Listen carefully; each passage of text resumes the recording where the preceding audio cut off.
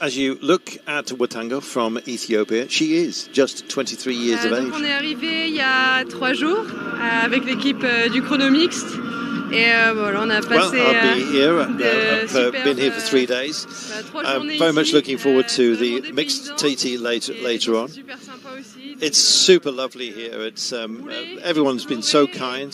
We've been out having a ride. We're exploring. I've been sweating a lot as well, to be honest. I think it's going to be super demanding, really very hard, and with the altitude and the humidity as well. I believe that it's going to be one of the toughest championship runs of my career. That was Cédrine Kerbayon, who earned her place at her third World Championships after a strong season where she finished 8th overall in the Tour de France, you might remember. She's also French national champion. Earlier in the season, she won the national title for the second time in her career. And, beating her compatriot, Juliette Labousse. I'm really excited to see Cédrine Kerbayon in action today because I think what we have learned, if nothing else, over the last couple of seasons is not how well she can climb, but how much she keeps the pressure on descents as well. So keep an eye out for Cédrine. It's Monica Kiplagat from Kenya. Do you know what? I think the drumming send-off is getting bigger and bigger as everyone just gets the flavour. Oh, the anticipation for today has been so high, and it's been a long time coming because, of course, the preparation that goes in, not months ahead, but years ahead in securing the World Championships coming, and then all the preparations that go into that. So you can really sense that, can't you? That it's come to fruition, it's finally here, and it's exciting times. It really, really is. I mean, when you look down the roster of nations that are here, this is, if nothing else, at least in the early stages, a massive celebration of cycling itself. I mean, look at the fans at the side of the road and how much respect as well they are giving the riders. This is an unusual thing, of course, for the entire African continent to have such an amazing event come and grace this sport. In a heartland, I've got to say, of cycling, then it's a privilege for us to witness and, of course, for the fans to be able to cheer on in this, one of the most populous nations, I think, in all of Africa.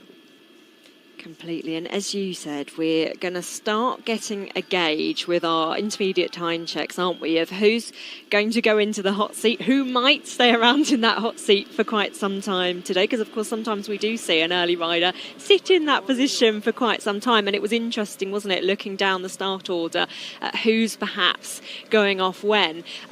So the reigning champion, of course, Grace Brown, is not fielding this race. It was a really interesting one, wasn't it, that she won so big in so many ways and then said, right, I'm retiring, I'm happy now, I'm off. And many people might or might not have seen that she announced this morning that she is pregnant. So huge congratulations to Grace Brown.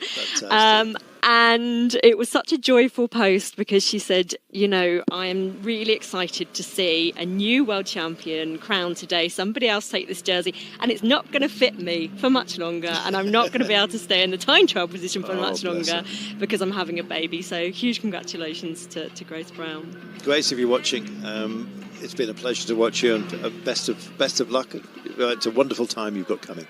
Here is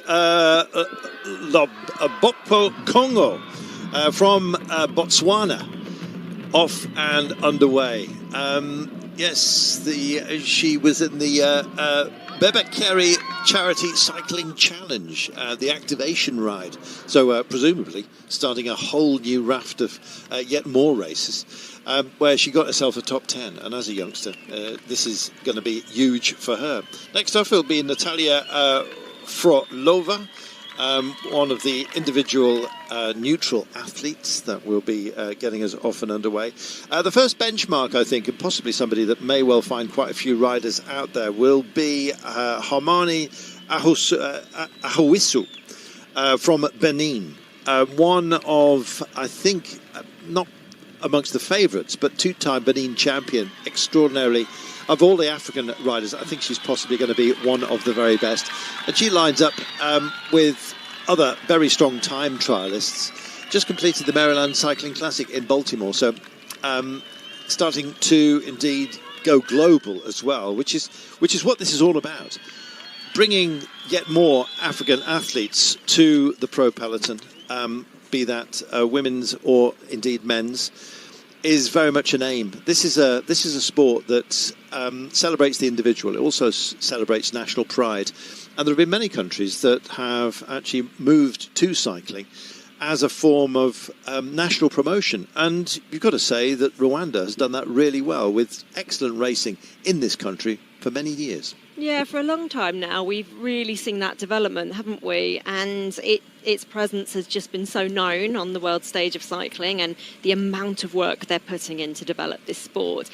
And I think that is what's quite prominent when you look at the early starters today, is that if you do look down their palmares and their list of results, they are a lot sparser, I guess. They're more sparse than we'll see at the pointy end of the action. But as you say, there's a lot of context to that, and we've got a lot of these early riders who fielded bigger races and not finished them, but gaining that experience is just so crucial to that development, as you say, not only for individuals but for them as an entire nation. So yeah, the levelling up of these riders today, this is a big deal. Frolova coming off the ramp to start her run. These guys' arms are going to start hurting a little bit later on. I mean, can you imagine the impact